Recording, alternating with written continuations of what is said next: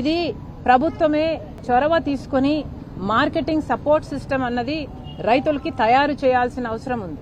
రైతులకు కావాల్సిన knowledge base అయితేనేమి, లేకపోతే స్టాండర్డ్ ప్రోడక్ట్స్ ఇవి అని వాళ్లకు చెప్పడం అయితేనేమి, లేక మార్కెటింగ్ సపోర్ట్ సిస్టమ్ ఒకటి తయారు చేసి వాళ్ళకి మేలు కలిగేటట్టు చూడడం అయితేనేమి, లేక ఒక కోల్డ్ స్టోరేజ్ ఫెసిలిటీ అయినా, లేక ప్రాసెసింగ్ ప్లాంట్, ఇవన్నీ కూడా రైతులకి, అరటి రైతులకి చేయాల్సిన అవసరం ఉంది. ఇవన్నీ చేయాలని డిమాండ్ చేస్తుంది కాంగ్రెస్ పార్టీ.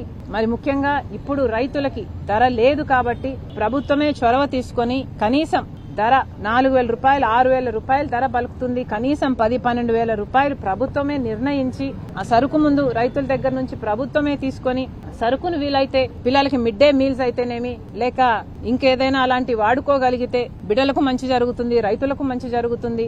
అలాంటిది ఏదైనా ఏర్పాటు చేసి రైతులకు నష్టం కలగకుండా రైతులని ఆదుకోవాలని కాంగ్రెస్ పార్టీ డిమాండ్ చేస్తుంది.